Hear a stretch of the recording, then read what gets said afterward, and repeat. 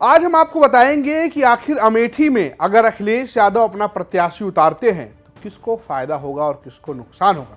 और हम आपको ये भी बताएंगे कि आखिर समाजवादी पार्टी की राष्ट्रीय कार्यकारिणी में क्या होने जा रहा है और अतीक के मुद्दे पर अब कैसे विपक्षी पार्टी धीरे धीरे बोलना शुरू कर रही है। नमस्कार, आप देख रहे हैं आज का यूपी और मैं हूं रजत सिंह।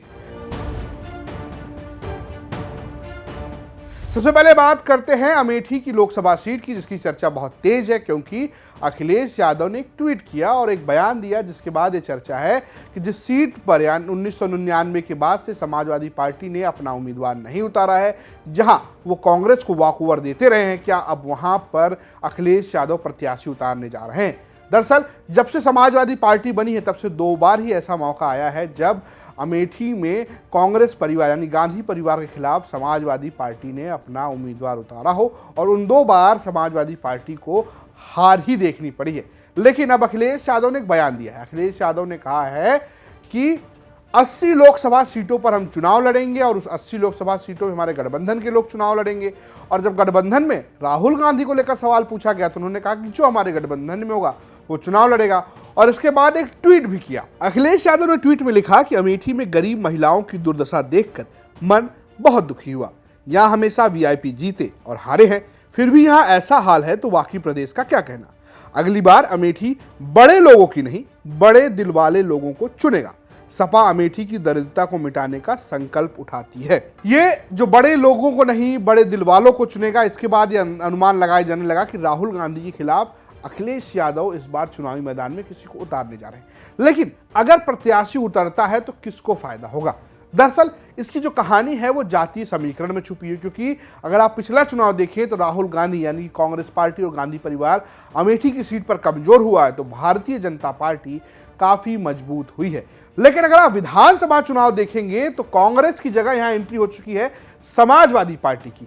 5 सीटें अमेठी में, उसमें से 2 ऐसी सीटें हैं यानी कि सदर की सीट और एक और सीट जिस पर अमेठी में समाजवादी पार्टी के विधायक हैं। वहीं एक सीट पर बड़े कांटे की टक्कर भी रही है और इसके पीछे एक समीकरण है जिस पर निगाह है अखिलेश यादव की। दरअसल अमेठी की सीट पर दलित और मुस्लिम वोटर निर्णायक भूमिका में। अमेठी में करीब 17 लाख मतदाता हैं, जिनमें 34% ओबीसी हैं, 20% मुसलमान हैं, 26% दलित हैं और 8% ब्राह्मण हैं, और तो और 12% ठाकुर और अन्य वोटर हैं।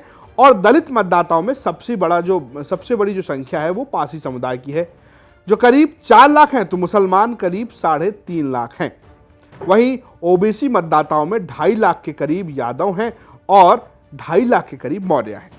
एक तरफ पासियों का ज्यादा होना यानी कि पासवान समुदाय का ज्यादा होना और इंद्रजीत सरोज का समाजवादी पार्टी में आना, ये एक तरीके से मुफीद हो रहा है समाजवादी पार्टी के लिए। वहीं यादव और मौर्यों का एक गठबंधन, तो मुसलमान प्लस ओबीसी का जो समीकरण है वो यहां साधने की कोशिश कर रहे हैं अखिलेश यादव, जबकि सवर्ण वोट एक मुश्त बीजेपी के साथ खड़ा दिखाई देता है।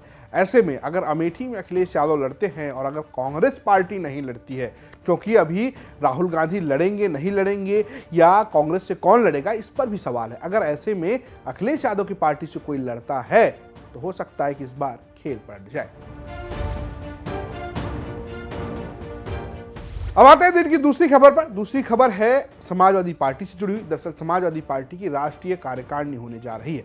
समाजवादी पार्टी की राष्ट्रीय कार्यकारिणी जो है वो होगी 17, 18, 19 मार्च को, वो भी बंगाल के कोलकाता में यानी कि राजधानी कोलकाता में होगी। और यहां पर तीसरी बार राष्ट्रीय अध्यक्ष बनने के बाद अखिलेश यादव पहुंचेंगे। इस कार्यकारिणी से 2024 में चुनाव लड़ने के लिए मंथन होगा, जिसमें अभी जो नई कार्यकारिणी बनी है, जिसमें कई राष्ट्रीय महासचिव और कई सचिव चुने गए हैं, वो सभी लोग वहां पर होंगे और चर्चा होगी।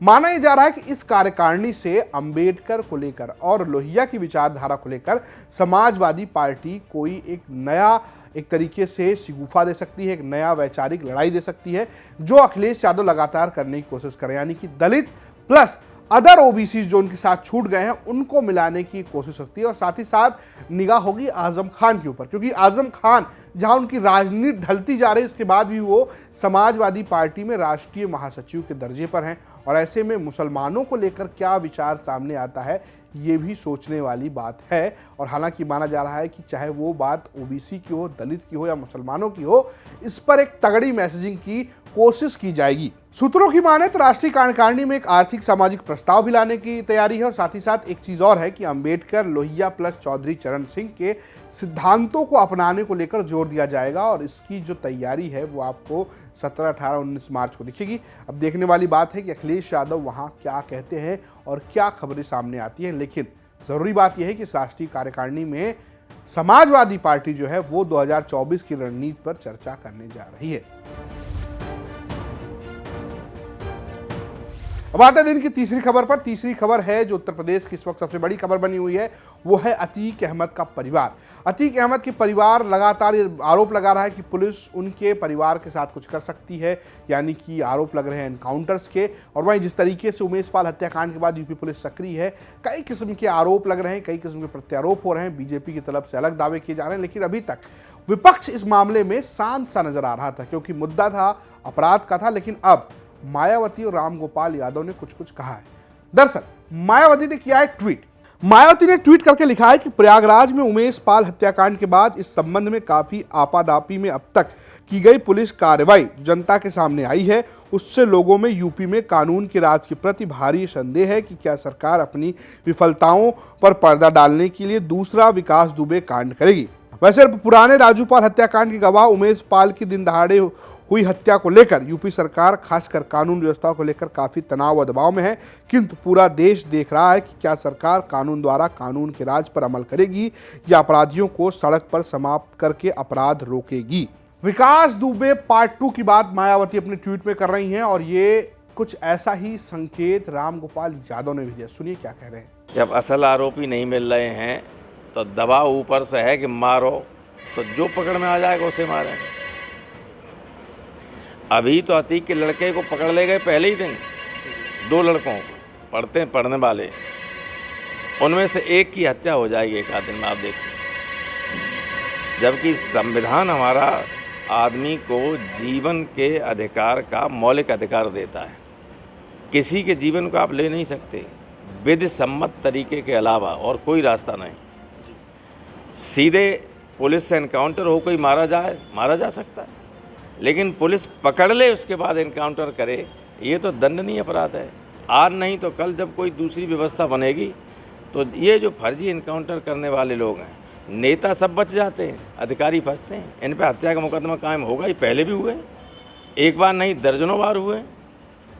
जांच में क्यों तो है, अतीक की पत्नी कह चुकी है और उसने लिख के दिया, हाई कोर्ट गई कि मेरे 2 बच्चों को पुलिस पकड़ लेगी, इनकाउंटर कर सकती। अब इनकाउंटर होगा तो फर्जी होगा ही। अब अतीक के परिवार के साथ क्या होने वाला है, इस पर बहुत तेजी के साथ चर्चा और अब विपक्ष भी इस पर बातचीत करने लगा है। हमारी भी निगाह है, पल पल की जानकारी आपको यूपी तक दे रहा है। फिलहाल आज की यूपी में इतना ही, कल फिर से आपसे मुलाकात होगी। देखते रहिए यूपी तक। नमस्कार।